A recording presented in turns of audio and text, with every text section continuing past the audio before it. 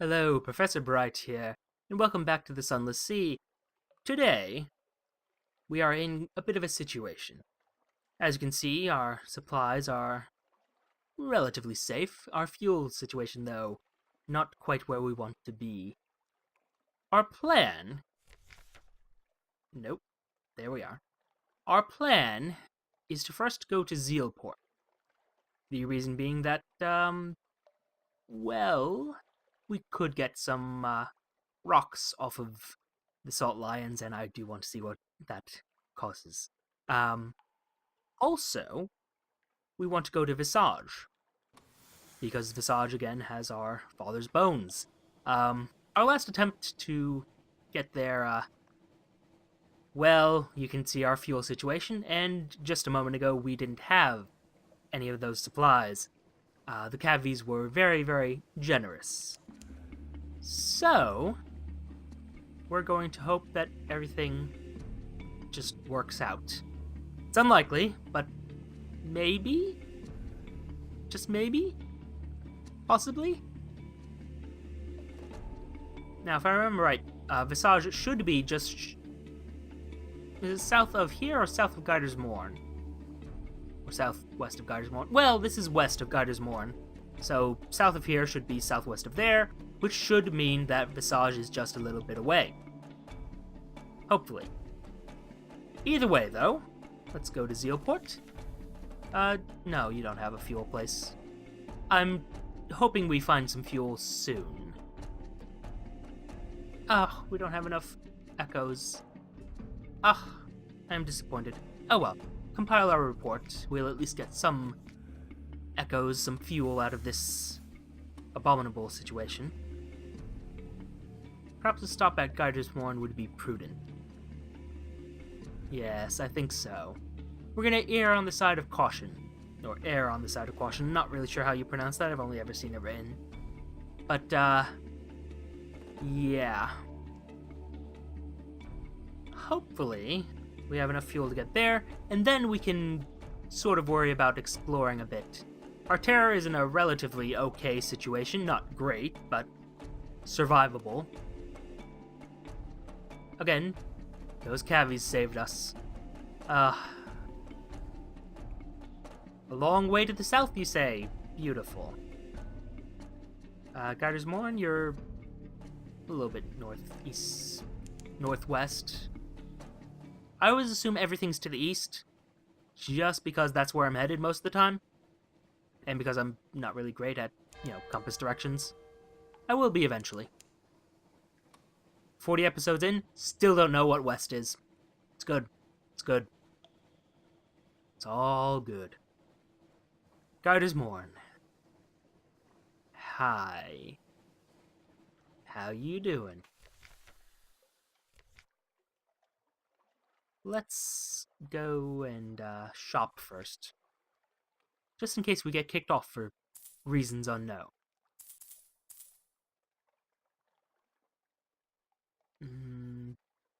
Just to be safe. Okay. We're expecting a bit of a payday once we get back to London anyway, so I'm willing to spend what echoes we have.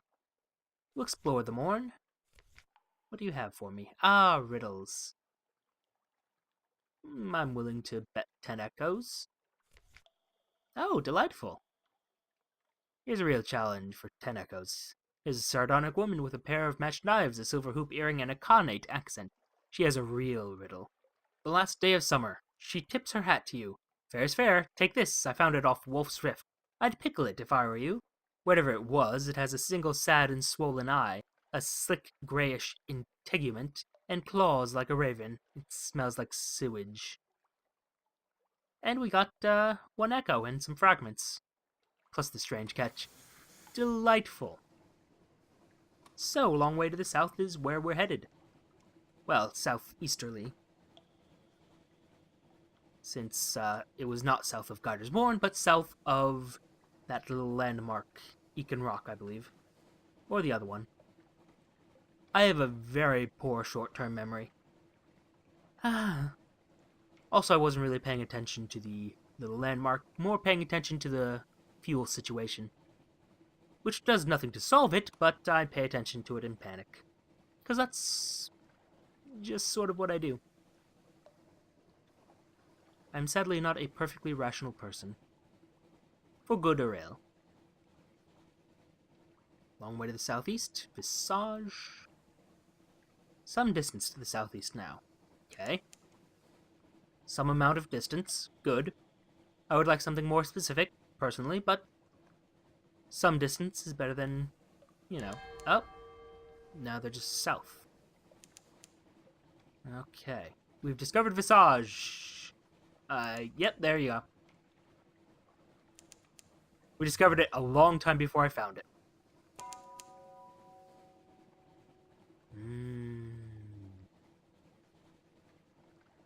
Yes. Turn off the lights. Conserve what fuel we have. Now to make progress towards, hopefully succeeding as a captain. It'll be delightful. Anything nearby? Isle of Cats to the southeast. Fair enough. Visage, hide your face. Hide all your faces. Visage, this is the port of Visage. I've said that name far too many times. Where faces may not be naked. Except one, a stone monument the size of a village church, serenely gazing upwards, flourishing of years. Create our report. You can at least interview those who are leaving. That'll have to do. A departing merchant gives you a confused account of crocodiles and honeycakes, and something about ear blockage. To this you add your own impressions about the street layout close to port, and the types of commerce here. When the lights are especially bright, it's possible to make out the details of the profile of that great stone face. Let's go ashore. Inward and upward, the terms. All those who enter must play their parts. The sign is visible only after you've crossed the threshold. Oh, you can just go straight for it. Well, I think we must. The assigner of corpses. One of these masked strangers is the assigner of corpses, if the gracious widow is to be... if the gracious widow is to be believed. But which? What mask does the assigner of corpses wear? Interrogate the visitors. The visitors seem reluctant to discuss the matter even with Frog. It is distasteful, or forbidden, or inconvenient. But surely someone will let something slip. The blankness of masks. A man in a crocodile mask trundles an ibis max corpse on a wheeled bier. Is this the assigner of corpses? He shakes his head. This corpse was assigned to the Fathom King, he explains. I go now to the hold. The Fathom King knows why. Was that a meaningful pause? If no one here will speak to you of the assigner and his assignments, might the Fathom King know more. Find the Fathom King's hold to continue. But, uh, is the Fathom King here then? Oh, very well. Check in at the customs house. One may not wander Visage at will. A changing room. All visitors must pass, one by one, through a room guarded by a person in the mask of a moon moth. I am inclined to ask the significance first. Maybe there's more to it than a question of aesthetic taste. Assorted pestilences, Moon Moth explains. Each mask declares a different intention towards the denizens of Visage, and must be accompanied by suitable behavior. The frog is for visitors who, though perhaps clumsy and unfamiliar with local etiquette, have come in order to observe local ways and make uncouth comments about them. The locust is for those who seek profit in Visage, and would carry away as many goods as possible. You prompt about the bat, Moonmoth hesitates. That is an ill-omened visitor. Sent as a messenger or spy, bat always dies. Oh, the frog, of course. It looks curious, and we are curious people. Moonmoth lifts the mask and places it over your head. The eye holes are large, and they are fitted with spectacles. These improve your view of the environment, though you must look bulb-eyed from the outside. There's also a mechanism attached to the mouthpiece which magnifies any sounds you make, even your breathing. You start to thank the moonmoth, and it comes out as a booming croak. May you profit from your visit in knowledge, says Moonmoth, its wings folded neatly over its back.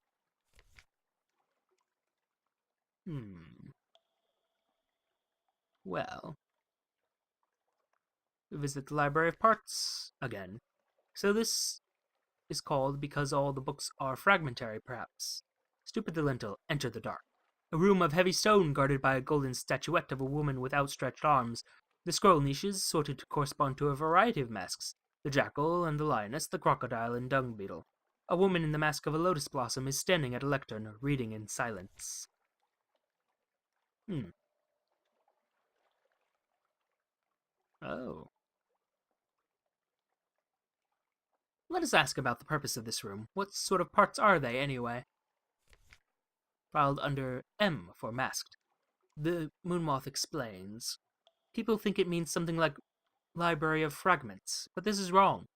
The parts in question are like parts in a play. This is where the denizens of Visage come in order to learn how to perform their masks more accurately, more completely, with a truer spirit. We'll study the scrolls in a bumbling way. They look very old, after all. Taking the nearest, you read it aloud. For guarding against the loss of the heart. Moonmoth takes it from you, rolls it tightly, and returns it to its niche. There are as many ways of guarding against the loss of the heart as there are different masks, it explains, in that same light and indifferent voice. How about the Flood Court? The Moonmoth speaks as though you should already know what it is. High water. The Flood Court is a long stone room with 2 ranks of columns on each side. Currently, the court is ankle-deep in water, though water stains on the stone show that the flood has often reached higher, sometimes up to the height of your waist. In a raised niche at the far end of the room sits a statue of a man with the head of a ram. He holds a jar from which water flows out onto the floor.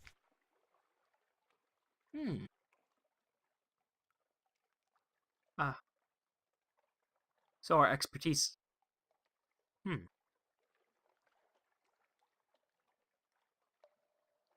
Our expertise basically means we can't try to do things that aren't, like, aren't part of our part, I suppose. That's very poorly phrased, but you sort of understand?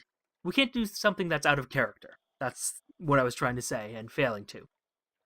Let's ask about the purpose of this room. It doesn't really look as though it's good for anything. Depth per day. From a corner, Moonmoth picks up a graduated stick. He shows you how a person standing at the end of the room may dip the stick into the water and use it to measure the water level at a pre-selected point, and how the measurements are compared with measurements written on a calendar.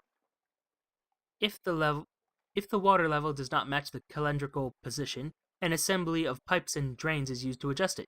It used to be, says the moth, that the water rose and fell of its own accord, and the people before wrote down what height it reached. Now the water is still, but thanks to their actions we can replicate the rise and fall, so as to still be pleasing to the god of the flood. It completes this explanation with a half-body bow towards the statue of the ram deity. Okay, so that's sort of like how ancient Egypt, basically the Nile flooded, bringing nutrient-rich soil to the area, which allowed them to grow food there. It's not actually all desert out there, kids. And that's further evidence that this was a city of Egypt that got dragged under. I wonder how long it would take before something like this happened to London, because this place is clearly fallen. Far from where it once was. At least, if the Khanate's to be believed, they used to be much larger back when they were the city that had fallen. Or was the fallen Khanate not fallen London? I wonder if this is what lies in London's future. Or would lie in London's future. Huh. Interesting. Well, let's show oafish enthusiasm for this wonderful indoor pool. Frogs like pools, right? You exclaim at how much you admire this room and its excellent pool. Your words are, as always, amplified into a croak. Other masks turn towards you, crocodile, lotus blossom, crescent moon, but no one speaks. You've garnered a suitable degree of disdain. Moonmoth quietly applauds your performance of froghood. Well, we can't stay in character forever. Let's end our performance and leave the island. For now. A shame about the moth. You say farewell to the Moonmoth. It makes gestures you now recognize as agitation. Perhaps there was some other plan for you here. When no one consulted you about it, you have other things to attend to. Your last sight of Visage, the moth smoothing the folds from your robe and hanging your mask on a peg for the next visitor. Hmm. I wonder if there was more to do there. Well, I've gotten thoroughly distracted. Let me think. So somehow we need to find the Fathom King, whoever that is. And yeah, I have no idea how to get to do that. Hmm. I actually know nothing about any Fathom Kings. Oh dear. Well, I suppose we might as well find the Isle of Cats. It's just some distance to the southeast. Then I suppose we head back to London. Make plans. Such as we can. Isle of Cats discovered. Anything else in the nearby area that we need to find? Hello. Hello. You're something else. Port Cavendish. I do not recall you. I seem to remember the Isle of Cats not having anything. Where there are roses, a scatter of yellow-lit honey dens and brightly painted alehouses. To the southeast rises the stone tower of Cavendish Abbey, its ramparts hung with crimson and gold banners. There are sailors from all across the Neath hauling cargo, dicing and brawling good-naturedly on the docks. The air carries the sound of sea shanties, sung with more enthusiasm than skill, and the smell of roses edged with brimstone. Oh. Hmm. Ah, yes. The Pirate King, you say? Okay, okay. I wonder then. Hmm. They say Pirate King, do they mean the Fathom King? Or is the Fathom King to do with the rubbery men? Oh, possibilities. Many, many possibilities. To begin with, a piratical welcome. Welcome to the Isle of Cats, the wide-eyed dockmaster says brightly. Would you like to bribe me not to write down your details in this nice official ledger? I might. Let's see what's there to buy. Much the same as everywhere else. I think we can bribe you. Ah, that got us some suspicion. Interesting. You hand over the coins and she tips you a sharp smile before waving you to the nearest alehouse. The entire process is straightforwardly corrupt and pleasingly efficient. Ah, the Rose and the Tiger. The alehouse's sign is a tiger painted the color of rose petals. Someone has gone to great trouble and expense to gild the creature's eyes. They look out over the port, feral and unseeing. A caged hive of lamplighter bees hangs from the ceiling like a chandelier. A few sailors give you hard-mouthed, assessing looks, but most ignore your presence entirely. Hmm. Oh, such choices. Make sure you've learned all you wish to before you leave this place. Oh, so this is like a one-time thing. Interesting. Significant tokens. The caddies all wear a pair of amber stones threaded around their necks or pinned to their collars. Cat's eyes, one of them says, for the Pirate King. As far as you can gather, the Pirate King's name is Leopold, and he controls all the trade on the island. Half the caddies believe that he can take the form of a crimson tiger and creep into their dreams. The other half suspect, more prosaically, that he simply eats those who displease him. Ah, I think we know what the Pirate King is. Clandestine doings. A whispered conversation, the clink of coins, and exchange of goods. The merest taste. You turn your head as though you are admiring one of the mouldering draperies hung from the wall. A vial flashes in the buyer's trembling hands. He uncorks it, pours a few drops of thick red liquid down his throat. The vial drops to the floor. When you look back up, he is gone. You blink and look around. Nobody else seems in the least perturbed that a man disappeared from their midst. You pick up the fallen vial and examine the traces left inside.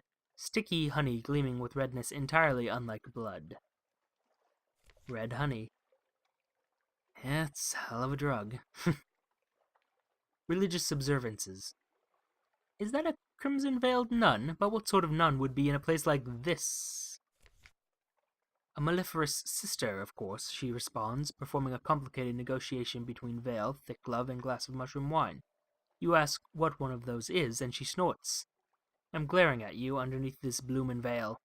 You act appropriately cowed, and the mellifluous sister thaws a little. We are beekeepers and honey harvesters. The caddies owe their prosperity to us and the pirate king, too. She slurps the last of the mushroom wine behind her veil, and the barkeep glides over to refill her glass, eyes respectfully downcast. Alright, so the pirate king, who we suspect is not quite human, and these nuns seem to have a red honey manufacturing operation going on. Intriguing. Laws of the land. The barkeep stops you before you reach the door. He hands you a brooch set with 2 amber stones. He waits impassively until you pin it to your clothes. Everybody wears the cat's eyes here, he tells you, moving aside to let you pass. Just a friendly reminder that the Pirate King is watching. It seems that no place, then, is truly lawless. Oh. Ooh, we could sell sunlight here.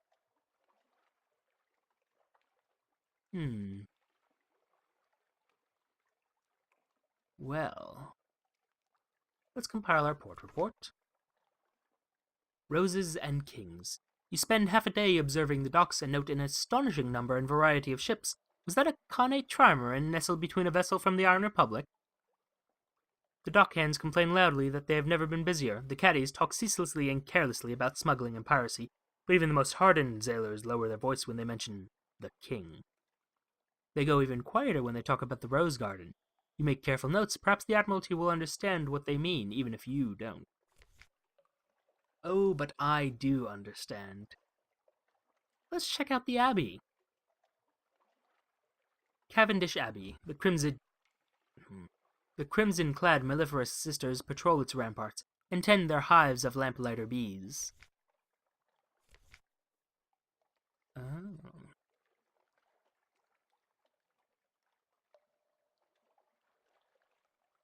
Well, the mellifluous sisters make their home in the richly appointed stone tower of Cavendish Abbey. Their thick gloves and crimson mesh helmets are worn less for modesty and more for practicality. They tend the hives of the lamplighter bees all across the isle and make a religious observance of harvesting red honey for the pirate king. See...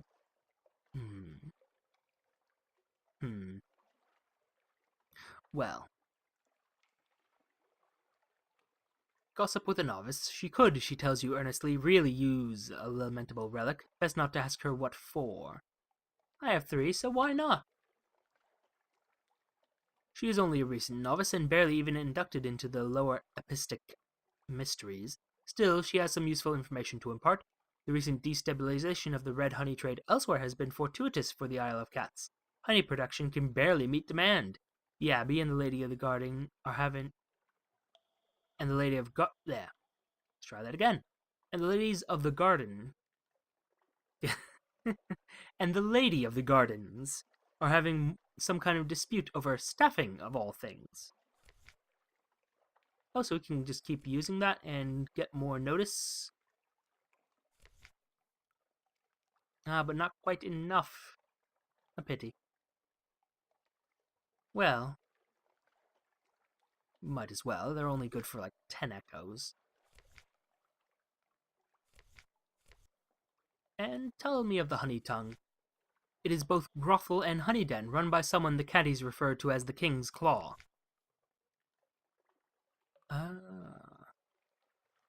Interesting. Well, entering the brothel is like sliding into the dream of a surface orientalist.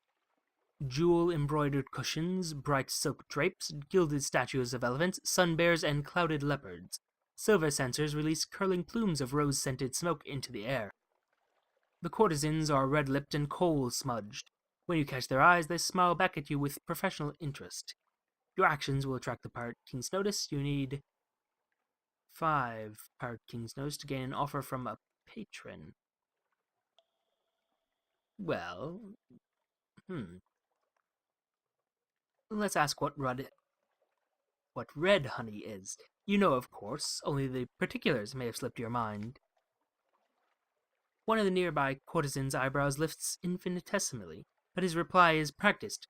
When lamplighter bees suck the nectar of the crimson strain of exile's rose, they are driven to madness. They enter the brains of humans and harvest their memories. He shudders as though imagining the process himself.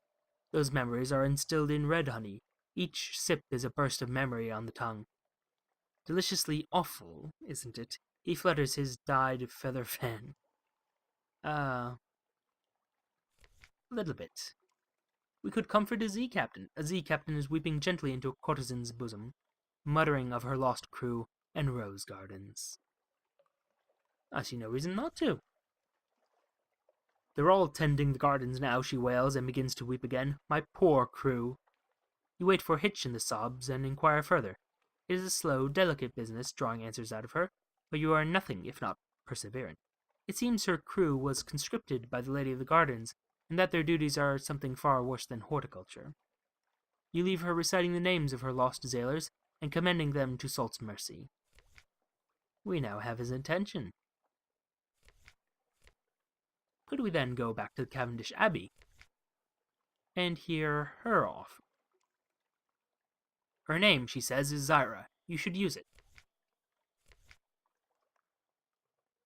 We've not met, have we? No, this is definitely the first time, but, The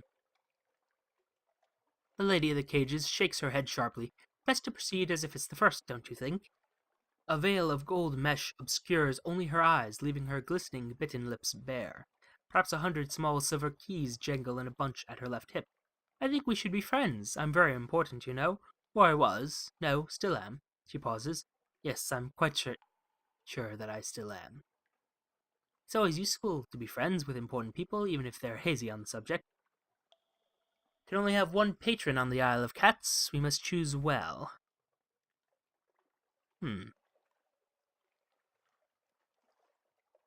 I suspect if we go to see the other gentleman, we'll get much the same. This is quite the decision. Well, let's see what you have to say. The claw keeps it sweet in the maze of corridors above the brothel. An offer of patronage.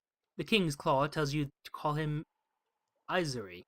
They are dressed in azure silk and wearing clawed rings of enameled metal and ivory on the fingers of their right hand.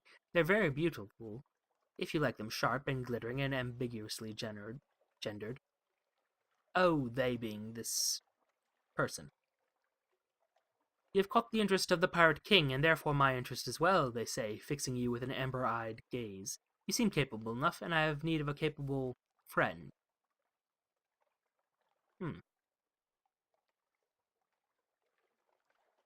Well, I am intrigued by this red honey, so why not?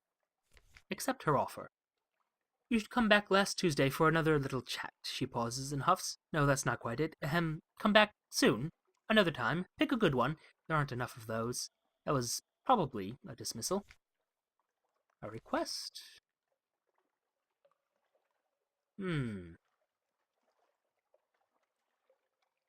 Well. I mean...